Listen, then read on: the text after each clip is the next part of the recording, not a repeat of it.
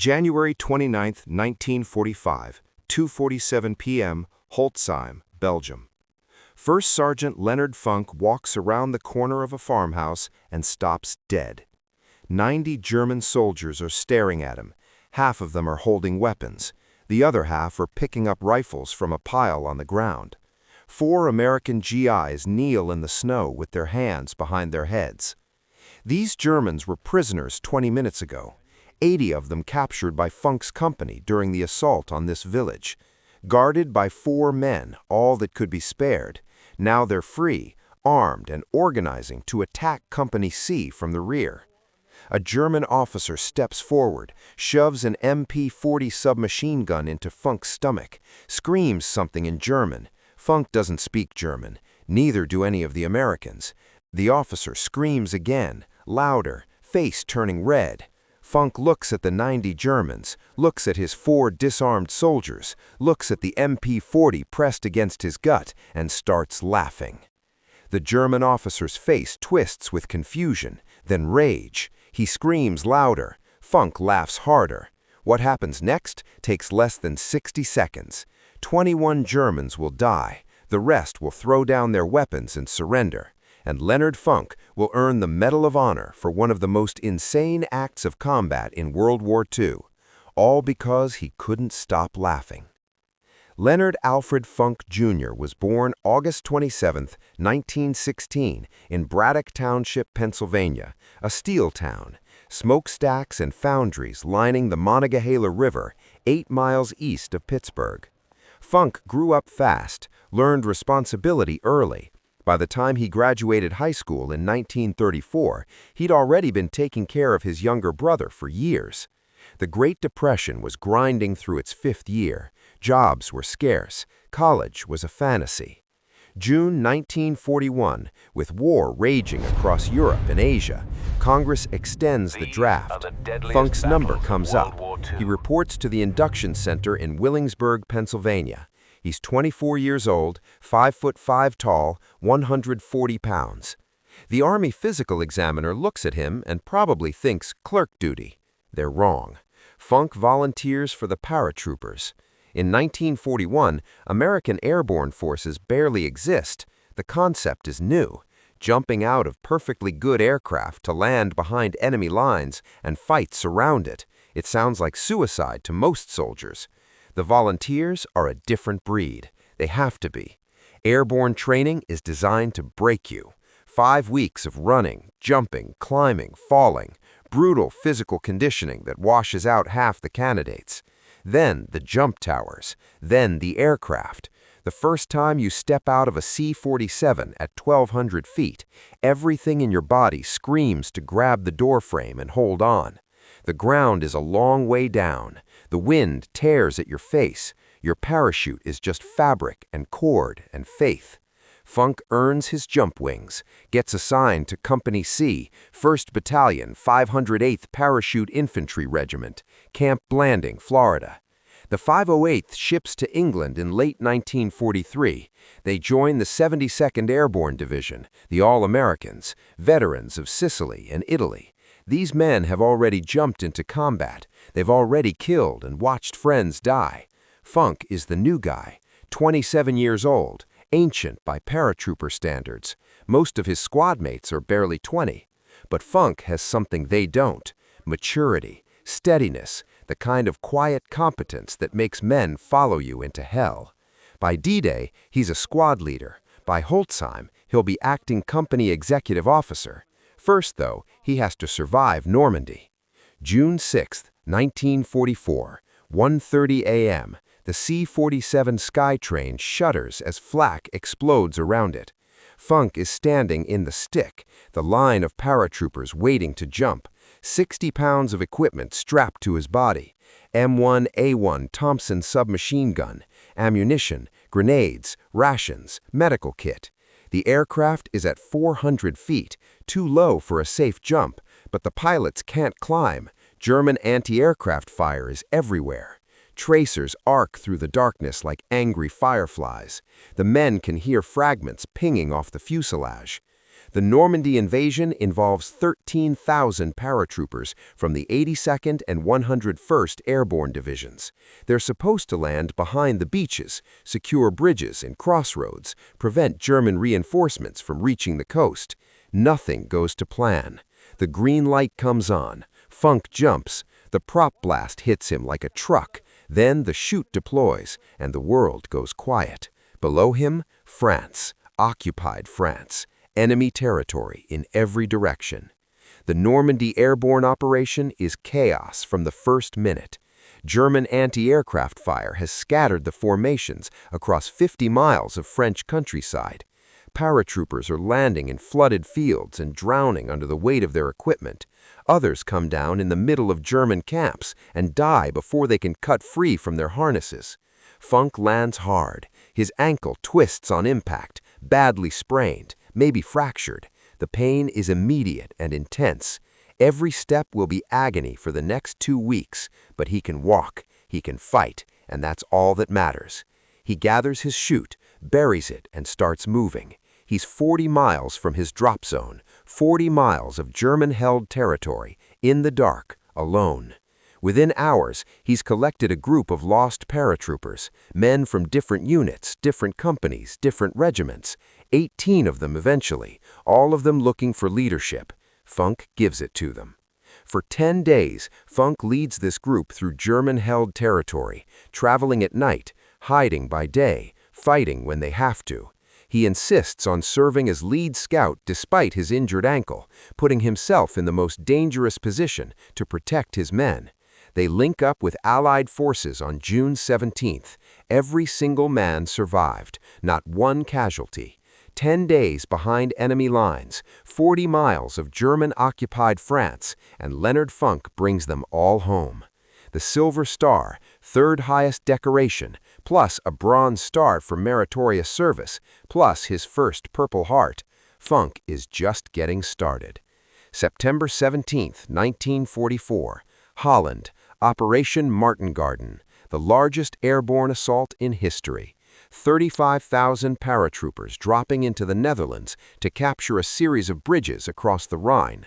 British, American, Polish forces all jumping together. If it works, the Allies will be in Germany by Christmas. Field Marshal Montgomery's plan is ambitious, maybe too ambitious.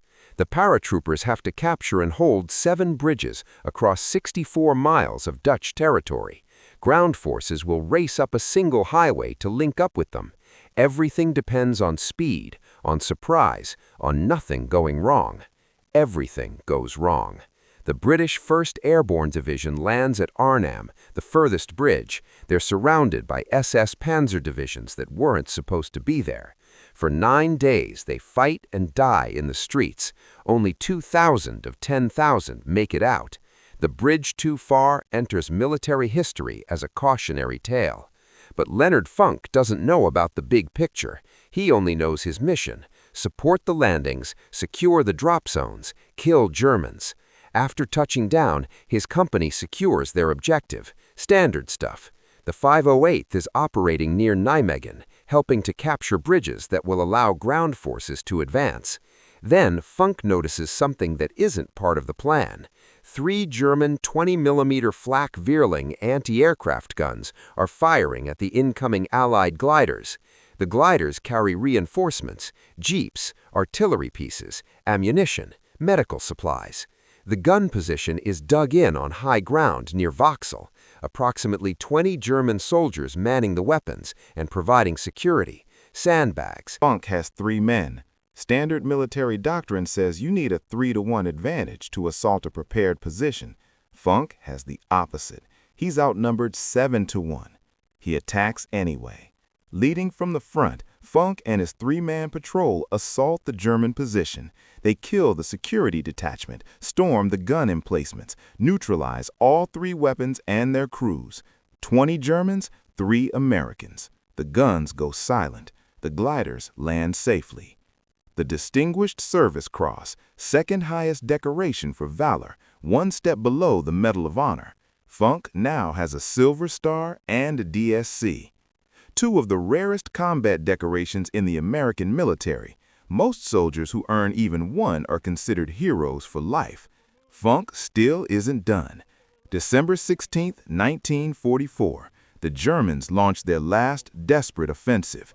3 armies, 400,000 men, 1,400 tanks, 1,900 artillery pieces. They crashed through the American lines in the Ardennes forest, aiming for the port of Antwerp.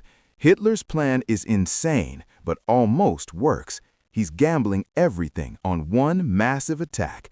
Split the Allied armies, capture Antwerp, force a negotiated peace in the West so Germany can focus on the Soviets in the East. For the Americans, it's a nightmare. The offensive hits thinly held sectors manned by green troops and exhausted veterans pulled off the line to rest. Entire divisions crumble. Thousands of soldiers surrender. The German advance creates a bulge 50 miles deep in the Allied lines. The Battle of the Bulge, the largest battle the American Army will fight in World War II. 89,000 American casualties before it's over. The weather is brutal. Snow, ice, temperatures dropping to 5 degrees below zero. Men freeze to death in their foxholes. Weapons jam. Vehicles won't start. The cold is as deadly as the Germans. Then comes Normandy, December 17, 1944. One day into the offensive, a convoy from the 285th Field Artillery Observation Battalion is moving near the Baggenes Crossroads when they run into the spearhead of Kampfgruppe Piper, an SS armored battle group. The Americans are rear echelon troops, artillery observers, radio operators. They're not equipped for a fight with tanks and armored infantry. After a brief engagement, 113 Americans surrender. They're herded into a farmer's field near the crossroads, hands up, disarmed, prisoners of war. Then the SS opens fire. Machine guns, pistols, rifles. The Germans shoot them down like cattle. Men who try to run are cut down. Men who fall wounded are finished off with shots to the head. 84 Americans die in that field. Some survive by playing dead. They lie in the snow for hours, German boots walking past them, German voices laughing. When darkness comes, 43 survivors crawl away and make it back to American lines. The news spreads through the American army. Within hours, the Germans are executing prisoners. Normandy changes everything. Before the war, in Europe there were rules, unofficial, unspoken, but real. Soldiers surrendered when the situation was hopeless. Prisoners were treated according to the Geneva Convention. There was a kind of grim professionalism between enemies. After Normandy, the rules are gone.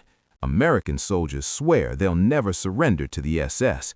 Some units pass down orders, no SS prisoners. When Funk hears about the massacre, something hardens inside him. He's already seen too much. Normandy, Holland, friends dying in fields and forests across Europe. But this is different. This is murder. Cold-blooded execution of men who had surrendered in good faith. Leonard Funk decided he will never surrender to the Germans, no matter what. That decision will matter very soon. January 29, 1945. The Ardennes. The German offensive has been broken. Now the Allies are pushing back. Company C, 58th Paratroop Infantry, gets orders to capture the Belgian village of Holzheim. There's a problem. Company C is under strength. The executive officer, second in command, has been killed. They don't have enough men for the assault. Funk is now acting executive officer. He looks at his depleted roster and makes a decision. He walks to the company headquarters tent. Inside are clerks, supply personnel, cooks, men who normally never see combat. "You're all infantry now," Funk tells them. "Grab your weapons, we're taking that village." He forms a makeshift platoon, 30 men who spent most of the war behind desks. They've had basic training, sure, but real combat? Most of them have never fired a shot at another human being. Funk doesn't care. He needs bodies. He'll turn them into soldiers. The march to Holzheim is 15 miles through waist-deep snow in a driving blizzard, temperatures well below freezing. German artillery shells explode around them, harassing fire from the flanks. Funk leads from the front. They reach Holzheim. Funk organizes the assault. His clerks, his makeshift warriors, follow him into the village. 15 houses, Germans in every one, machine guns, rifles, grenades. Funk and his men clear them all. 30 prisoners captured, not one American casualty. Another unit captures 50 more Germans on the other side of town. 80 prisoners total. They're corralled in the yard of a farmhouse. Funk looks at his exhausted men. They've been marching and fighting for hours. There's still resistance in other parts of the village, scattered German soldiers who haven't surrendered yet. He can only spare 4 men to guard the prisoners. "Keep them here," he tells the guards. "We'll send reinforcements when we can." Funk heads back into the fight. He has no idea what's about to happen behind him. While Funk is clearing the rest of Holzheim, a German patrol approaches the farmhouse. 10 men, maybe 20, wearing white camouflage capes over their uniforms. In the snow and confusion, they look almost identical to American troops in winter gear. The 4 guards don't realize the danger until it's too late. The Germans overwhelm them, disarm them, force them to their knees. Then they free the prisoners. 80 German soldiers, plus the patrol that freed them, 90 men total. They grab weapons from the pile. They organize quickly. They know exactly what they're going to do. Attack Company C from the rear. Company C is scattered across the village, mopping up resistance. They're not expecting an attack from behind. If 90 Germans hit them while they're spread out, it'll be a massacre. The German officer in charge, probably a lieutenant or captain, begins giving orders. Position the machine guns here, set up the ambush there, wait for my signal. That's when Leonard Funk walks around the corner. Funk has come to check on the prisoners. Routine, make sure the guards are okay, see if reinforcements have arrived. He's not expecting to walk into 90 armed Germans. He rounds the corner of the farmhouse and freezes. The scene is surreal. His 4 guards are on their knees in the snow. The prisoners, who should be unarmed and contained, are standing everywhere, rifles in their hands, organizing for battle.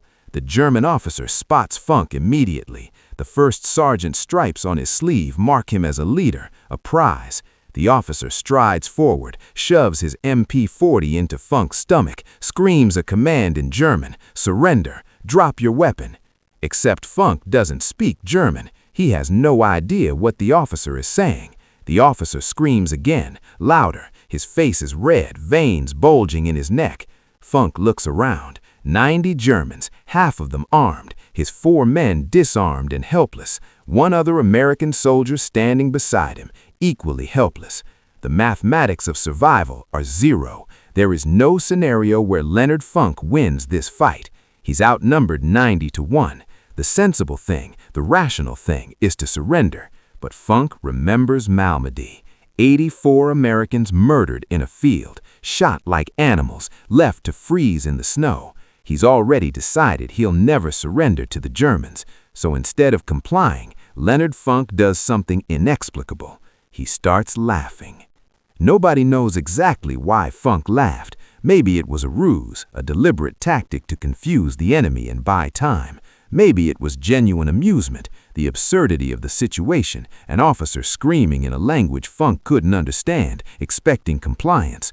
Funk himself later said he tried to stop laughing, but couldn't. Something about the German screaming in German touched a nerve.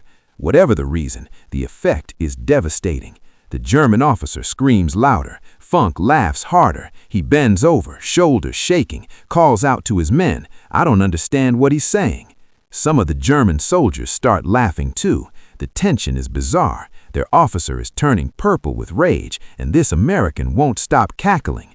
The officer is completely thrown off. This isn't how prisoners behave. They beg, they plead, they comply. They don't stand there laughing while you shove a gun in their stomach. For a few critical seconds, the German officer doesn't know what to do, and Leonard Funk uses those seconds. Still appearing to laugh, Funk slowly reaches up toward his Thompson submachine gun. It's slung over his shoulder, the standard carrying position for paratroopers. The German watches. This is good. The American is finally surrendering his weapon. Funk's hand closes around the grip of the Thompson. He begins to unsling it slowly, carefully. The German relaxes slightly. He's about to have another prisoner, Another trophy.